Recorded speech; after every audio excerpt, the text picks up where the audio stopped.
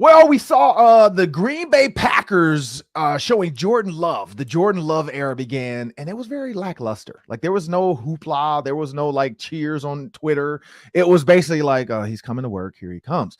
The Vikings, on the other hand, people are excited about the Vikings, but there's a lot of stuff going on. Daniil Hunter deleting all of his pictures on Instagram, but he still has a picture at the Viking Stadium. So I think that's just not a millennial, because he's not a millennial. I don't know what they're Gen Z. I don't know what these guys are called, this age group.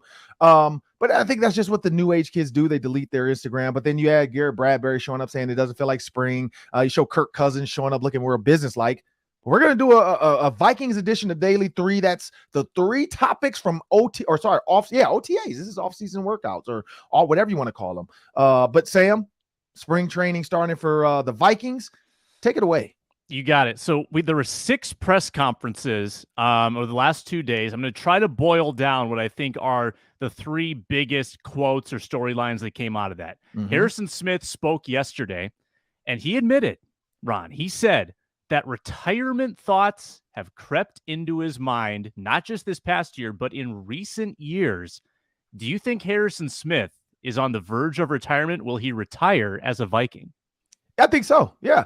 There's the thing. When you've made enough money to kind of be comfortable, 30, 40, $50 million, and you can be comfortable, and you are the battering ram, like you are hitting every week, you're hurt, going through training camp. That's the one thing a lot of players that have played that long talk about, like playing 10, 15 years, let's just say 8, 9 years.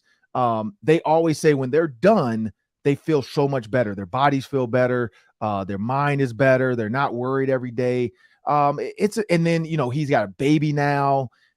Life changes. Like when you don't have any kids and you're just married, you're just waking up, going to practice. When you leave that baby there all day, it could be a little bit of that too. Like he might be having a little daddy remorse of like, oh man, I really wish I was just home with the baby. I have enough money to do that and watch her do everything in the world. I think that all creeps in. Also when like you go through like contract negotiations, and I think that's what Lamar Jackson's going through. It's an emotional toll on you for him probably too, to like hear like, oh, well, we're either gonna have to cut you, or are you willing to redo your contract? Whereas Adam Thielen was like, no, cut me. Harrison Smith's like, I got a new baby. I don't want to uproot them already. Like I like Minnesota. Let's go. I mean, no, he took over Adam Thielen's charity event for the softball game. So he's really built in and dialed into this community. So I think for him, yeah, it's like, you know what? I can't see myself going somewhere else. You think about Ed Reed, I think he went to the Jets and the Texans. Those stops for him, nobody really remembers them. You know what I mean? Like everybody knows Ed Reed, the Viking, or sorry, the Raven. The Raven, yeah. And so I think Harrison Smith's the same. It's like, do I want to go somewhere else for 2 years? Yeah, I can make $2 million. And for a lot of people, they're like, whoa, I do it. Now, I would do it. Now, like $2 million, yeah, let's go do it. But when you have enough money and you put your body through a ton, sometimes you have to think about the longevity of like life after football, because these guys are going to, let's just say they're done at 35, 32, 35. They got 35 more years before, like, I mean, my father-in-law 75 and he still golfs and does everything every day. Like, you got a ton of life left. And so I think for these guys too, it's about the mental health and all the other stuff that comes along with it. So yeah, I could see him being done after this year and whatever his contract is for the Vikings, playing it out and then being done. I don't know. What do you think? Yeah, I think it explains maybe his decision a little more to just take the restructure. And I think he becomes a free agent after this year. But maybe if he knew he only had 1 or 2 more years left, it makes more sense to play that in Minnesota, retire a Viking and just add to his legacy. And that was a good press conference, too. That guy, with every year that goes by, he gets more and more philosophical. He gets a little older, more wisdom. He was fun to listen to yesterday, kind of putting it all into perspective. Yeah. Here's what else I have for you, Ron. We talked to Jordan Hicks and Brian Asamoah, the linebackers, and they raved about Eric Kendricks, the teammate who's no longer around. Jordan Hicks talked about Kendricks and said that he had telepathy on the field, that 9 times out of 10, he would predict something to happen and it would happen.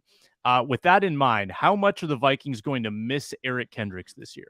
Oh, a ton. Eric Kendricks, man, he did stuff sometimes and it comes from just doing it over and over again. It was repetition for him, muscle memory for him. 1, to put on that purple uniform. 2, to play in that defense and play with those guys. Yeah, I guess you can call it a form of telepathy, but it's like playing basketball with 5 guys every day. Eventually you just get in the groove. So if you think about Ray Allen, LeBron James, Dwayne Wade, Chris Bosh. Like if you remember that Miami Heat team, they had that. Like if you think about Magic Johnson, and running the floor with Showtime in LA, you don't make a no-look pass to James Worthy unless you know for a fact he's there. Joe Montana talked about that. He could close his eyes and throw an out route to Jerry Rice, and they actually practiced it, where he would throw blindfolded out routes to Jerry Rice. Now, whether that was, tongue in cheek, and that was just something that the media got because they were just saying that's how much they're on the same page. But that's just what happens when you've been with somebody that long. You can close your eyes and know they're going to be where they're going to be. If you play in this league long, the plays that are going to happen. Like Ray Lewis, same thing. Ray Lewis always was in the right place at the right time, never took a false step, always was coming downhill, always was around the big hit. He was a ball hawk. Ed Reed, same way. Like he always found a way to understand these quarterbacks and what they want to do. That's where Eric Kendricks was. Like, again, he was just in a groove. And so they are going to miss that. They're going to miss his ability to just know, like, hey, I've seen this set before. Let's change it to this defense. I've seen this play before. I know this running back's going this way. He's not, even though he's faking this way, he's coming back. Those things are tough to replace. And so I get where Jordan, and also for Jordan Hicks being new and then having a veteran here to kind of help him out, walk him through it. And same with Brian Asamoah being a rookie. Yeah, it's just a different mindset when you have a veteran that can help you out because he's been doing this for so long.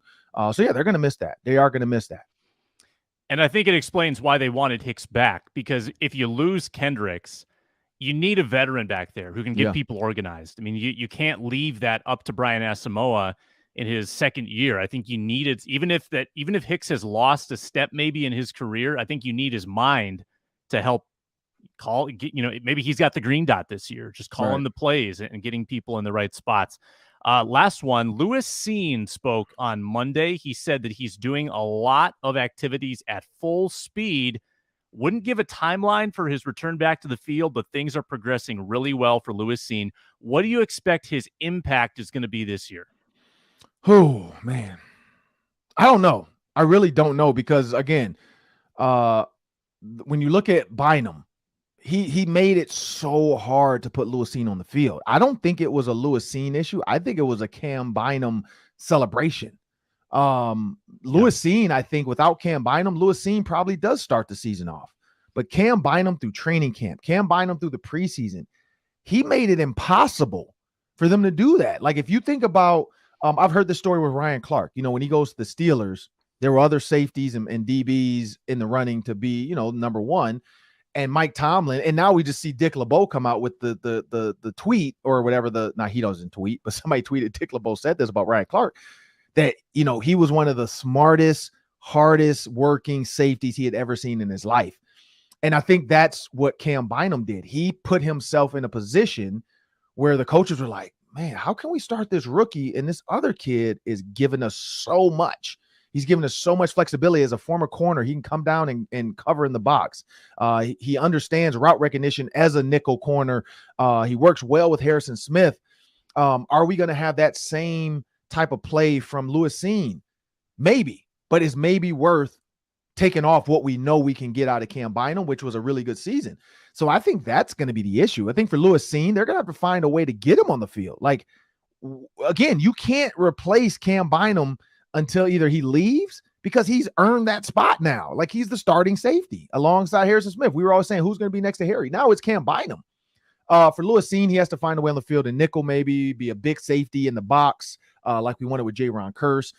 So I think he can give you some flexibility with some of these hybrid offenses where you have multiple tight ends. Lewis Cine can come in and be a linebacker that can guard a tight end, but also big enough, strong enough, willing to hit, to be in the box and cover the run as well. And then also be a third DB out there where he becomes the second safety, and Bynum, because we know Bynum can play in the nickel, because again, we don't know what Brian Flores is going to do. Cam Bynum can come down and guard. So I don't know. I'm just going to see where it goes. But again, first and foremost, it's getting back on the field and being 100% healthy, because you don't want to go out there and re-injure anything or set yourself back, because that's what athletes do. They push themselves so hard sometimes because they always say, oh, this scar tissue, you just have to fight through it. And then they get hurt. And so, it's not always scar tissue. Like that was a compound fracture. We saw bone out of, like, when cameras cut away, there's some gruesomeness, and that's what I realized, because I was watching that game and I'm like, what happened? And then all of a sudden I see the Vikings internal stuff and I'm like, oh, wow, like this dude almost lost his leg. They had to, I mean, he had to stay overseas with one of the trainers. And I actually met the trainer that had to stay with him for a week before they could fly back on the Wilkes jet. But yeah, like I just hope his health is there. That's the first thing before playing. I want him to be healthy and then mentally ready to play. I don't know. What are your thoughts on it? I think they'll slow play him too. I mean, I don't think they're going to push him back here for OTAs or mini camp. I think that the earliest we'll see him is training camp, and that gives him a full 10 months from the injury, which I think makes a lot of sense. So I would expect he's got 4 months from now, and he's already doing stuff full speed. I think that's a realistic time frame for him. No need to push him here in the spring.